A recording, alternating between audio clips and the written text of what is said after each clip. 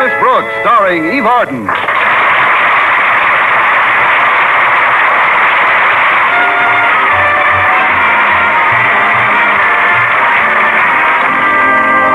Well, in the time she's been teaching English at Madison High School, our Miss Brooks has been able to get along with almost all the members of the faculty. Her relationship with her principal, however, might best be described as catch as catch can. That's about it. And Mr. Conklin catches me whenever he can. But our principal's eccentricities seemed mild indeed compared to the recent project instigated by the head of the Board of Education. It seems the board had hired a psychologist to determine the mental and emotional fitness of the teachers in our district. However, last Thursday morning, I had something else on my mind. Mr. Boynton said he had a surprise for me and had invited me along on his customary early morning walk in the park. It was beautiful at that time, and as we strolled along with the sun barely visible above the treetops, I sensed an element of romance in the air. Suddenly he stopped, tenderly took my hand in his, and in a voice tense with emotion said, Miss Brooks, look! A perfect specimen of the burrowing spade-foot toad.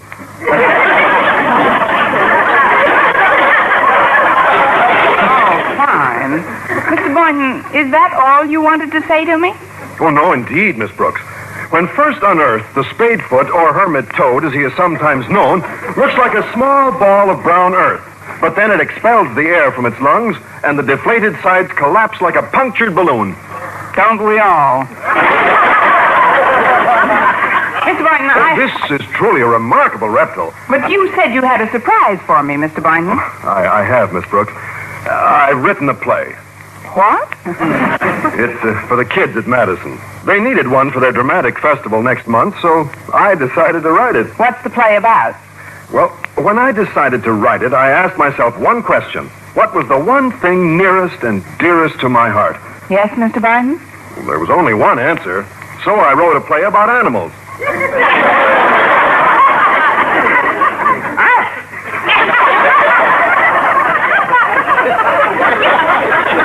I admit a play entirely concerned with animal life is rather offbeat, Miss Brooks. Rather, but with the student body at Madison, you shouldn't have any trouble casting it. I just hope I'll still be around to see it. What do you mean? Well, these psychological tests the Board of Education is giving teachers have produced some rather drastic results. Surely you're not worried because a couple of teachers at Jefferson High are being transferred. And some of the Clay City faculty members have been removed, too. And if I'm not mistaken, Madison is next on the list. Well, why worry about that now? I don't believe in crossing my bridges till I come to them. While we're on the subject of bridges, have you ever thought of burning a few behind you?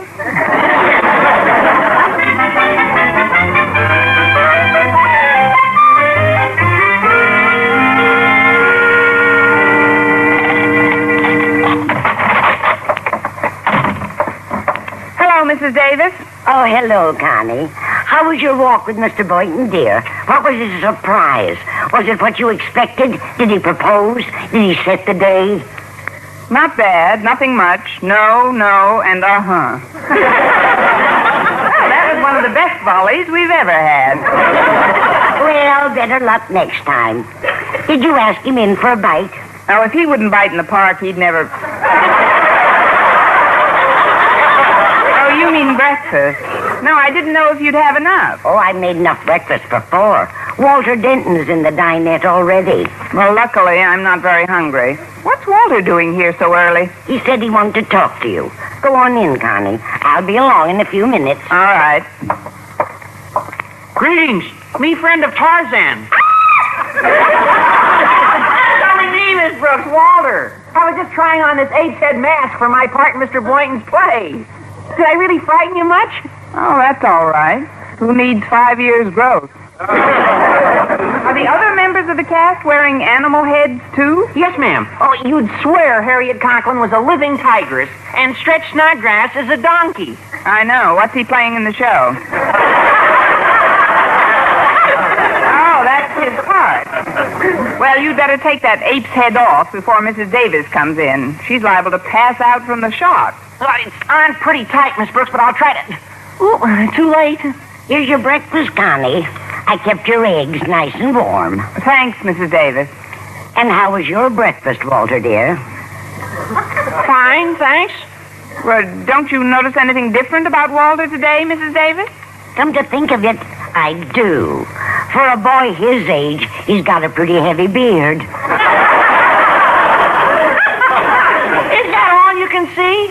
Well, you do seem rather sunburned. Yeah, I've got an ape's head on me, Mrs. Davis. Well, don't worry. Your marks will improve. Oh, he's wearing an ape's head mask, Mrs. Davis. It's for a play Mr. Boynton's written for the school. Well, isn't that interesting? But I'm afraid we're all out of bananas, dear. I'll go get you another glass of milk, though. Thanks, Mrs. Davis.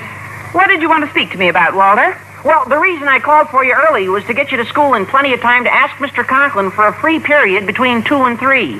That's the only time the entire cast can get together. I see. Well, that should help prepare me for my new job. What do you mean? I'll be getting some practical experience with a real live lion.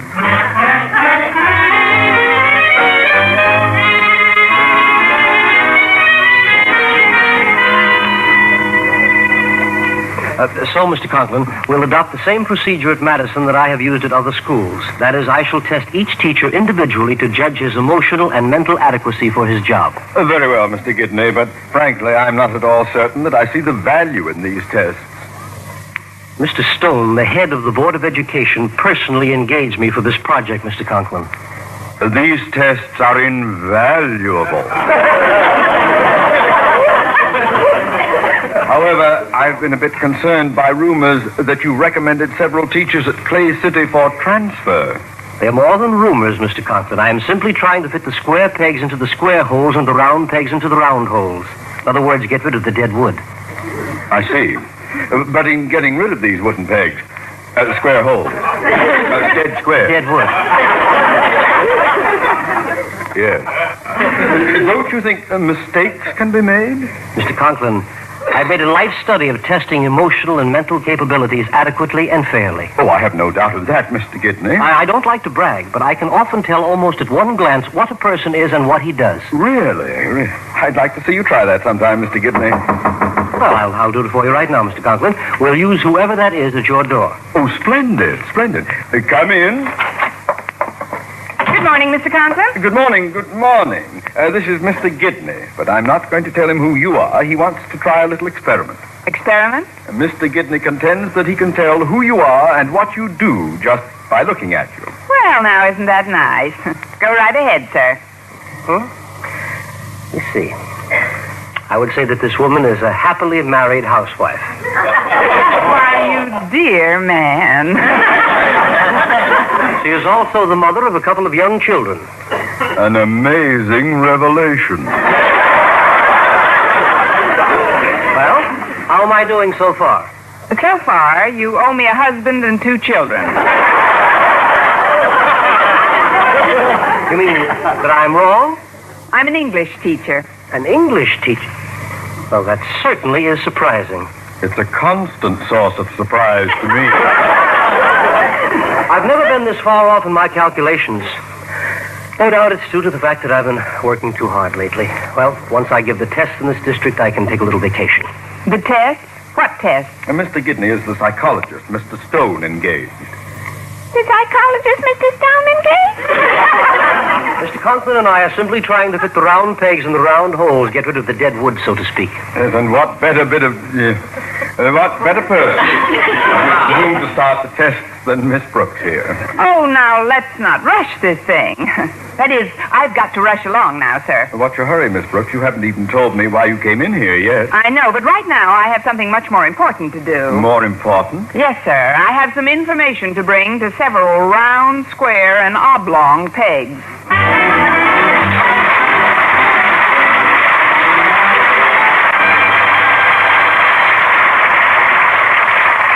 Do you remember a tune called One Concert?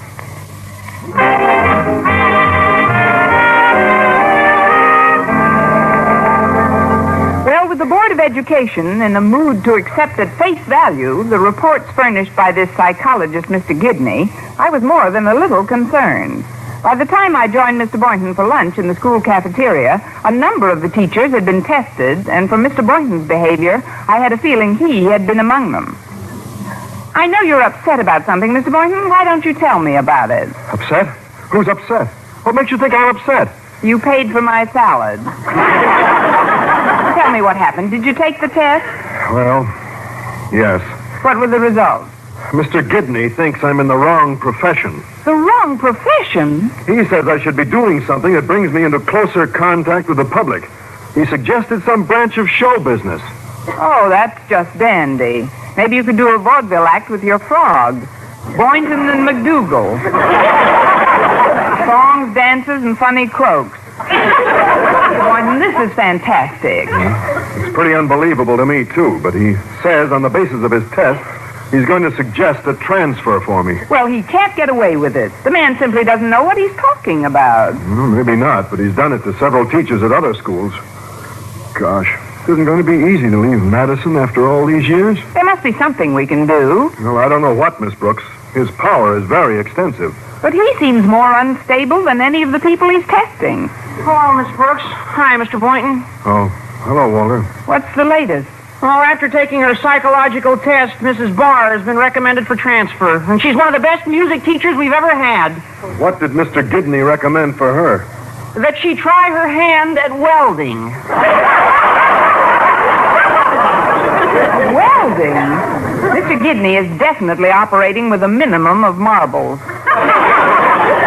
I'm another of the teachers he recommended for transfer, Walter. You, Mr. Boynton? Oh, but he can't do this. He's taking the cream of an otherwise dubious crop. And the present company accepted, of course, Mr. Hello, everyone. Well, how do you like this tiger's head on me? Oh, it's extremely lifelike, Harriet. Yes, for a minute I thought you were Miss Enright. Now, you might as well forget about that tiger's head, Harriet. In fact, it looks like we'll have to forget about the whole play. But why? Oh, I've taken Mr. Gidney's tests, and I've been recommended for transfer. What? Why, that's an outrage. We couldn't get along without you, Mr. Boynton. You're not just chomping your whiskers, Tabby. Why, there's no telling where this can end. Golly, Miss Brooks, Daddy said you're to be in his office at 3 for your test. Well, I'm not packing my bags yet.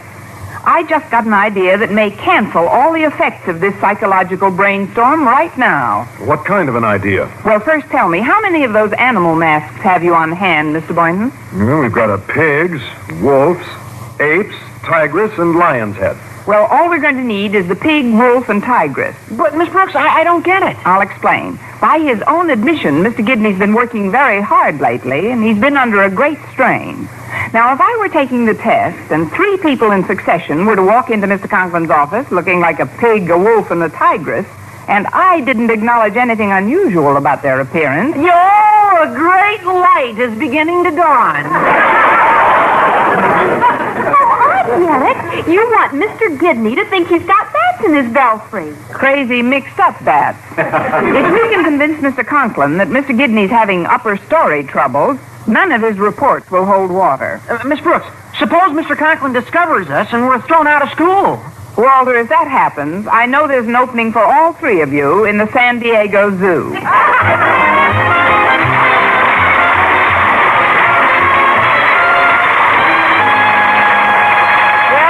Psychological tester already under a great strain, I had every intention of straining him right out of Madison High School.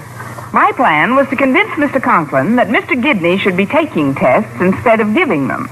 At 3 that afternoon, the time set for my test, I was seated in our principal's office, intent on separating a few more marbles from Mr. Gidney's already depleted stock. Now then, we'll begin by filling out this form. Your name, of course, is Constance Brooks. Now, your age? 25 and some months.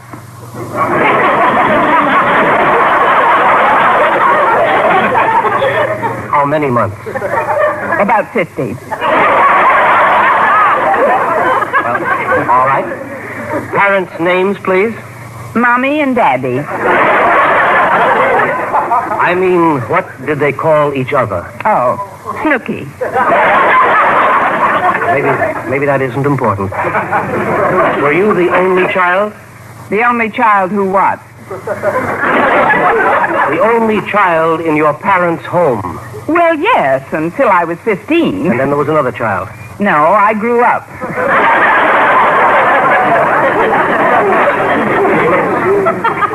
The past few months have been extremely trying for me. Please try to cooperate. Oh, of course, Mr. Gidney. Thank you. Thank you.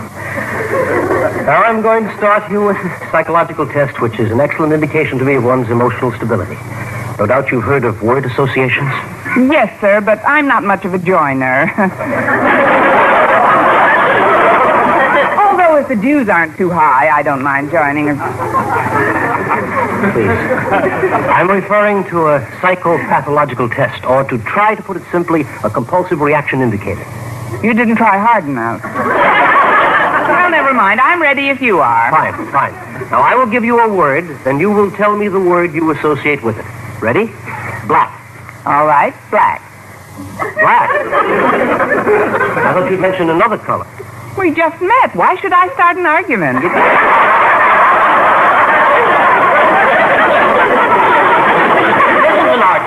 isn't an argument at all. It's a test. It's a simple test. If I said boy, you'd say girl. Now, do you understand?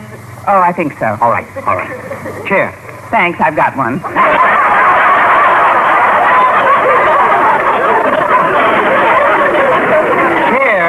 Chair is the word. You're supposed to say another word. I'm sorry. I'll try again, daughter.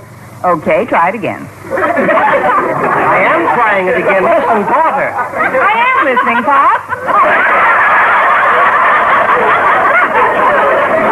Oh, I see. You mean daughter is the word.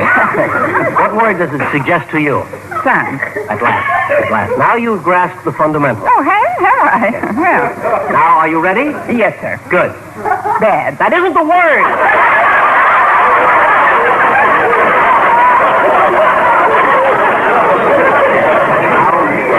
I'll give it to you now. Table. William Burns.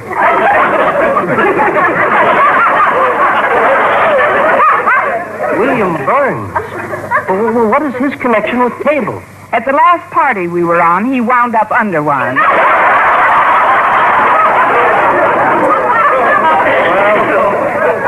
Maybe these past few weeks have been too much for me. However, I'll try one more approach. This is a psycho quiz used by many of my contemporaries. Now, Miss Brooks, if you had your choice, which of all of the animals in the world would you rather be? Animals? Let's see. Oh, that's easy. I'd rather be a turtle. Turtle? Why? Because I like to dance.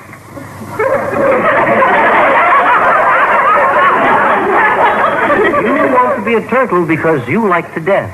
Well, I don't want you to think I'm eccentric, Mr. Gidney, so I'd like to make a qualifying statement with that answer. What is it? I like to dance underwater. So much for the psycho quiz. Oh, come in. Oh, hello, Walter. What is it? Is something the matter, Mr. Gidney? Something. Well, why? Oh, I see now. He's wearing a pig's head. That's no way to talk about the editor of our school paper. Walter Denton, meet Mr. Gidney. Glad to know you, sir. Miss Brooks, do you mean to tell me that you don't see a pig's head on this boy? Only when he eats. Are you sure you're feeling all right, Mr. Gidney? I thought so up to now. You're positive that you don't see a pig's head on this fellow? Are you positive you do see one? Well, it could be a transitory illusion, I suppose. Oh, I certainly hope so, but if it is... Come in. Hello, Miss Brooks. Well, Mr. Boynton, how nice to see Now, you. these interruptions have got... What's the trouble now, Mr. Gidney? Surely you remember Mr. Boynton. Mr. Boynton, but he looks like a wolf. Boy, have you got the wrong number.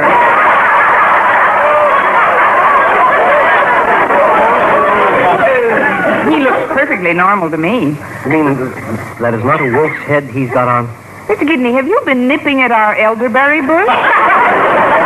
Walter, do you see a wolf's head on Mr. Boynton? That's ridiculous. How nutty can you get? Well, I don't know, but Mr. Gidney is nudging a fruitcake. I'm afraid the strain you've been under is affecting your nervous system, sir. But I've never had any symptoms like this before. Crawl in. Come in. Hi, folks. Well, it's Harriet Conklin. Harriet. Yes, that's right. right, Harriet E. Conklin. Is something the matter again, Mr. Gidney? You're white as a sheet. What do you see this time? This time, you go first. Well, Harriet looks perfectly fine to me. I know. Why don't you ask her what animal she'd like to be?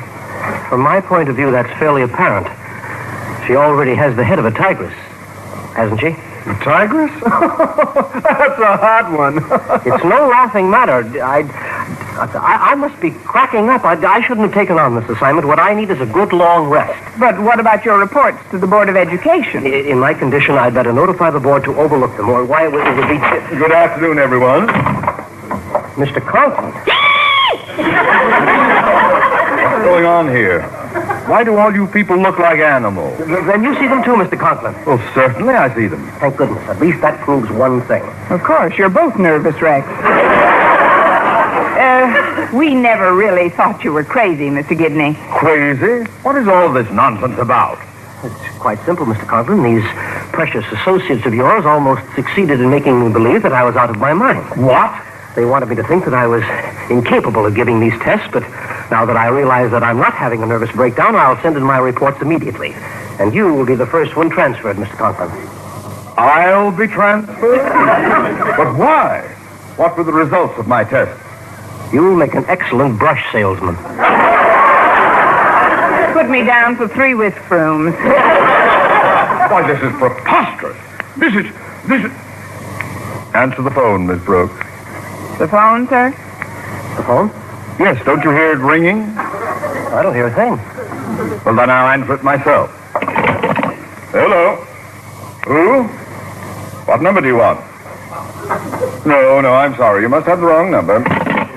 You heard the phone? Oh, he hears it constantly. He also hears doorbells. Oh, there goes that phone again. Well, this time I'm just going to let it ring. What? Oh, no wonder they look like animals to him, too. We are in the same boat. I'm getting out of here. I need at least a year's vacation. But, Mr. Gidney, what about your report? Tear those up, Miss Brooks. They're not worth the paper they're written on. Well, that's sad. Thanks to your quick thinking, Mr. Conklin, you've saved all our jobs. Never mind the soft soap, Miss Brooks.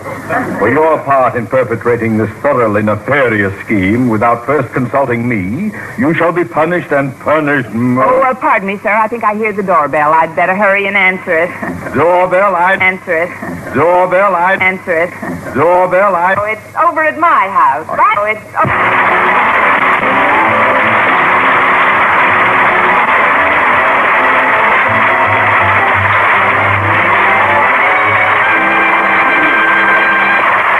Now, here's the star of our show, Eve Arden. Sometimes I think I'd rather be a spade-foot toad and sink right out of sight, leaving such headaches as Mr. Gidney far behind. Miss Brooks, starring Eve Arden, transcribed, is produced and directed by Larry Burns, written by Arthur Osberg and Al Lewis, with the music of Lud Gluskin. Mr. Conklin was played by Gail Gordon. Others in tonight's cast were Jane Morgan, Dick Crenna, Bob Rockwell, Gloria McMillan, and Bob Sweeney.